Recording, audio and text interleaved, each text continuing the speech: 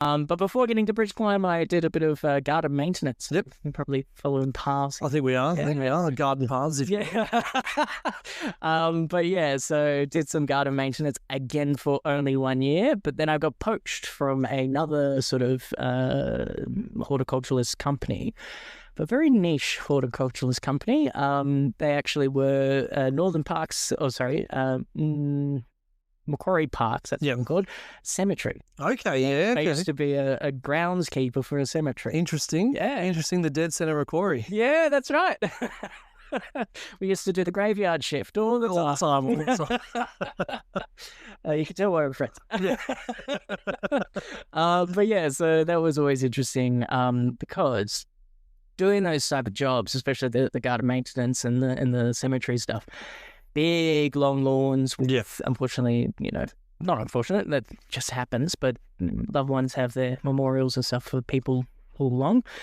So you have to do a bit meticulous work, even though it's quite a large bit of land.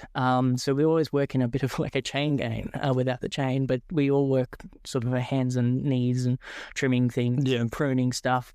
And to sort of keep the monotonous away, I would actually tell stories. Okay. Like historical facts, I guess. Yeah. Like stories of history. So that just kept the monotony away. Everyone kind of seemed to like my voice. I don't know. But they always told me that I should then become a teacher. Like we just used to say that all the time. Every job I used to go into, whenever I just get on a roll and but then I kind of looked at that and said, I don't know, teaching is quite a big commitment.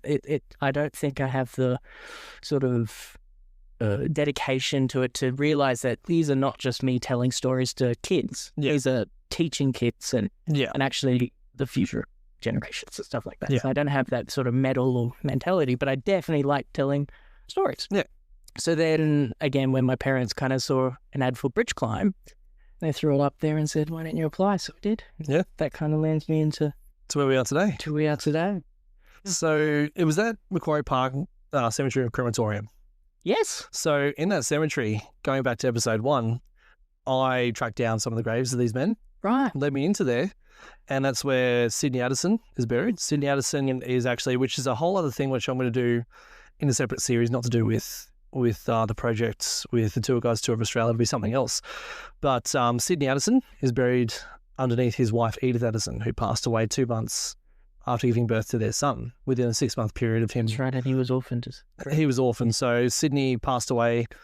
They got married on the 29th of September 1929. He passed away on the 6th of March 1930. She gave birth a month after that to Sydney Addison Jr., who passed away a couple of years ago in Victoria. Then 2 months after that, she passed away in a mental asylum. Oh, wow. She was either sick or took her own life. I haven't found out the full story on that one. But I found that first, which I'll be doing other bits and pieces in that. But then I also found Robert Mansfield Graham. He got run over by a tram. And James Campbell, who fell off one of the pylons and his head was severed on the way down. They're all within 20 metres of each other. So Sydney died 1930.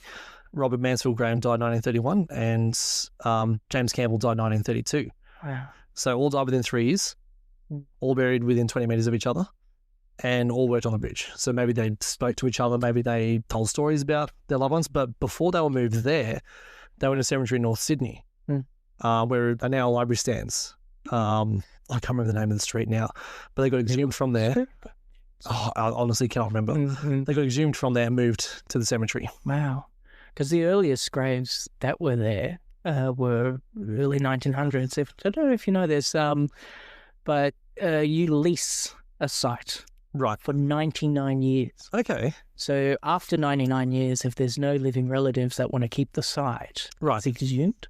Okay. To use for future burial. Right, okay. So that's something we might need to keep in mind. Interesting. Yeah, so it's interesting that you notice that you note that they were buried there, because there's also the former Governor General, who's also actually buried at Macquarie Park Cemetery, one of the more infamous who actually relate to my story. Okay. So he was the Governor General during the 1970s. Yeah. He's Sir John Kerr. Yep.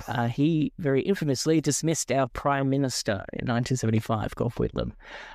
So this won't be the story about that, but it's the prelude, or not really prelude, but like the circumstances that allowed the dismissal, I guess. Yeah. Yeah. Well, There you go. Oh, Which I knew when I was working there, because I was like, oh, but just the fact that years later I'd actually worked for a governor thing was pretty eerie, and also all these people that, never know who you meet in the cemetery. Yes. It's such a small world, small community in the cemetery. Obviously, families buried there, and you see them coming across all the time, and you see familiar names, and obviously they might mean something to you, so you look them up, and somebody well known, like a ex-governor, or who knows, whoever else is in there. Oh yeah, but that was another thing that also kind of stimulated my interest as well, because my passion's always been history. Yeah, I just never really had an outlet for it.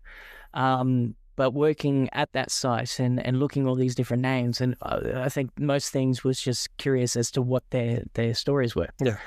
Because looking at a headstone, you see their dates, and sometimes they even slightly glimpse into what their life was like, or who they were as a person, with usually epigraphs or even just simple things that they left behind. And that always fascinated me, to know their story and know their history. So And then, so that led you on to, obviously, Bridgeclimb, applying for that in 2017. Mm-hmm. And so what was next after that? Was it Parliament House or Government House? Government House. So I did it in tandem with the other two places. So Bridgeclimb I did for a full year. Yep. Just dedicated full-time with there, learning my stories, getting my calves as steel as the archers themselves. Then, kind of not getting bored as such, but just getting that so routine, so well ingrained, that I kind of want to challenge myself, but also I knew I had the potential to be able to express it a bit more. Yeah. So actually one of my colleagues at the time, Celine, she actually talked about a colleague that she works with at the Opera House, also does Government House, and kind of just basically told me what they do there. Oh, they move chairs, they bump it in, they do tours. Maybe apply. They've just opened it up. So I applied, thinking I was actually applying for Parliament House, not the Government House. That's everyone's mistake. So then I got the interview, and I was terrified. I was like, oh God, I don't know what I've got myself into. I don't know. I always have a lot of imposter syndrome. I don't always think I doing the right, because I never went to university. These guys look, it's a castle. It's people who are very important. They're important people. They've got important jobs. It's the suits. It's the, once you walk through those halls, which we'll get into a bit later on, you feel like you're so out of place. You don't belong there at all. No, exactly. Especially a boy from Darwin and a boy from Barrow walk with hair. We don't bloody belong in this kind of place. And that imposter syndrome would definitely set in. And you feel like you have to earn extra. That's right. Work harder to earn your place to be there. Absolutely. But surprisingly, bully for them, but they applied. They hired me, and so I've been there for about 6 years now. Yeah, 6 years. Yeah, as of March. Yeah, good on you. Yeah. And so then Parliament House was the real Parliament House. That's right. It was not long after So yeah, that was the mindset, was that, I thought I applied for Parliament. So then from that point on, I kind of wanted to gun for Parliament to see what that's like, because I knew they do tours there too, which are free. But yeah, I wanted to actually be part of that experience as well, and kind of get that repertoire of all the big, democratic systems and whatever of governance. So for many years, they don't really advertise that often, because once you're in that role, a lot of them just stay there for a while, because it's a great sort of public servant role. But yeah, so I stayed at Bridgeclimb, still doing Government House on the side. I sometimes work 7 days a week, just because Bridgeclimb at that point was so routine that it wasn't really working. You know the old phrase of, find something you love. You never have to work a day in your life. And that essentially was me for about a year or so. Which is great. But then, as things progress and you get tired and worn down, there was something that had to give. And finally, Parliament had opened up a slot, so I went and applied.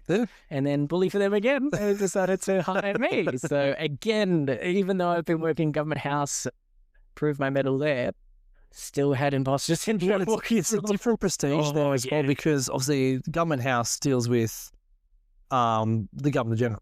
Or the governor of the state, and then the higher ups from there, wherever it reaches to the monarchy. And all those kind of things. But then Parliament House deals with the direct politicians who govern the state. That's right. And the important conversations that happen there. So there's a completely different aspect of that imposter syndrome. 100%. And so, yeah, like something at Government House that you could stand in a corner and just kind of not really be there, but get to witness everything. Where Parliament, you're thrown into it. You're in the middle of it. You have to react to stuff. Yes. Shit. Okay.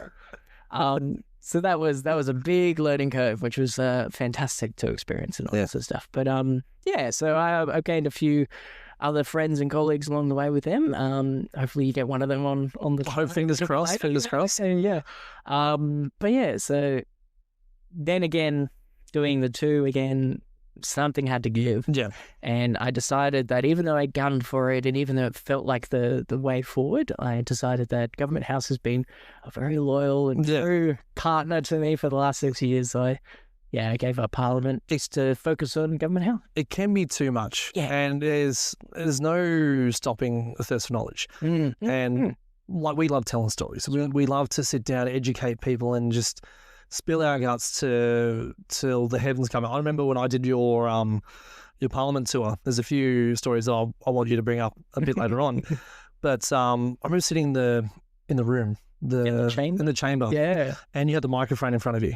Okay. And there was no one else around. It was just me sitting there and you were just going on and on. But not Droning on about me, but also like the echo around the room, and you got to feel a sense of like, I didn't feel like I belonged there. I don't think I dressed appropriately to be walking through there because it was just off the cusp that I was there. And the passion that you poured into that microphone with the stories that you were telling was absolutely insane, incredible. And I could see on your face how happy you were to share these stories with somebody that you knew at least. But then I think the quote was shit eating grit. It was from ear to ear. But I was just so happy to see that. And I know people who would come off the street and do one of these tours who have no idea who you are as a person, what to expect from these tours. I didn't even know what to expect from those tours.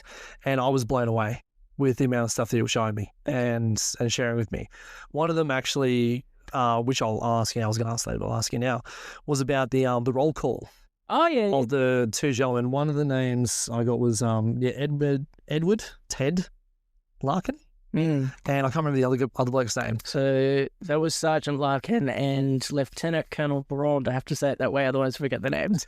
So they're the two members who not only served in the First World War simultaneously as a member of Parliament, so not only just serving in the chamber, but fighting a war halfway around the world. But they sadly did not return. Yeah. There was 13 members in total who enlisted and served, while also being members. But yeah, sadly they actually lost their lives in the Gallipoli campaign. So very poignant because as time of recording, it is just a few days after. 4 years after Anzac Day. Which is the commemorative day of the first landings at Gallipoli in 1915.